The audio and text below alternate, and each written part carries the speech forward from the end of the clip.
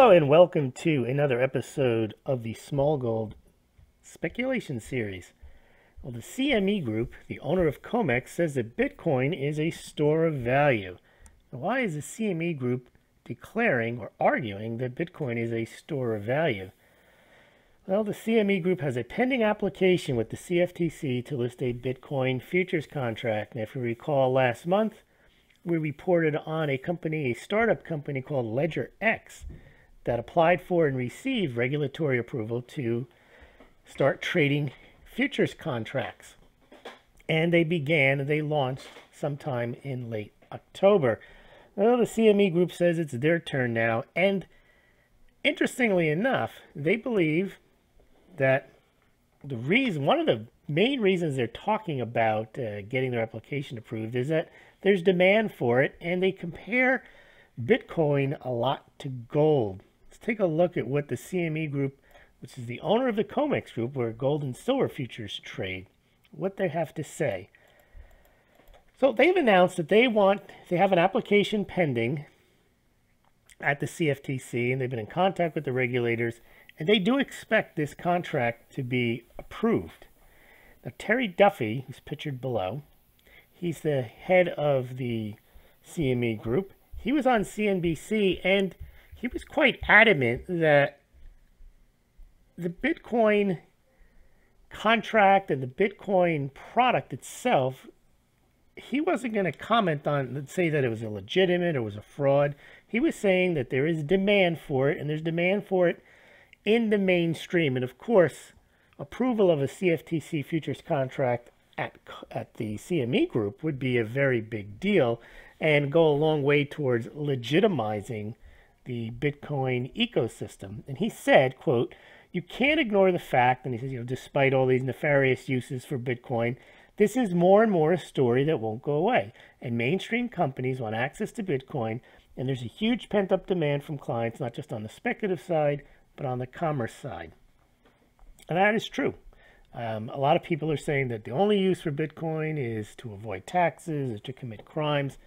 That is no longer true, and there is more and more mainstream interest in Bitcoin. And so Mr. Duffy thinks that the world needs a Bitcoin futures contract so that these companies can hedge their Bitcoin positions. He also noted that Japan had passed regulations that allow 11 different exchanges to provide Bitcoin reference prices. So he's basically saying, look, the rest of the world is getting on board with Bitcoin, regulating Bitcoin.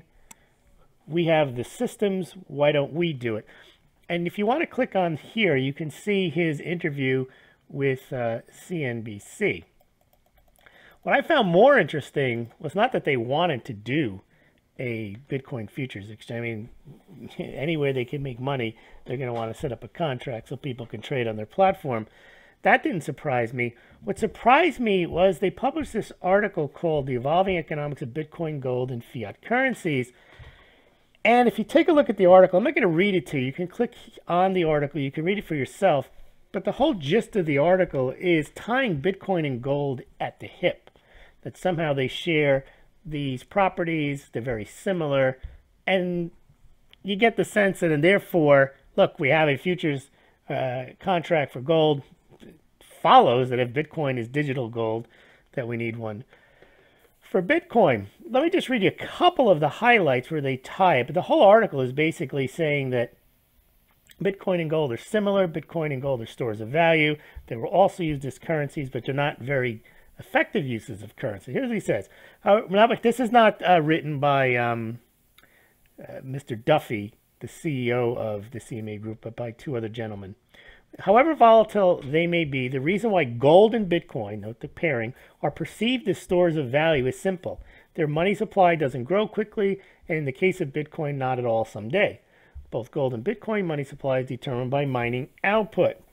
So he's already making the assumption that gold and Bitcoin are perceived as stores of value, meaning Bitcoin too, perceived as stores of value, and then they go and they say, look, they've got this limited supply, they mine stuff, so therefore Bitcoin, kind of like gold.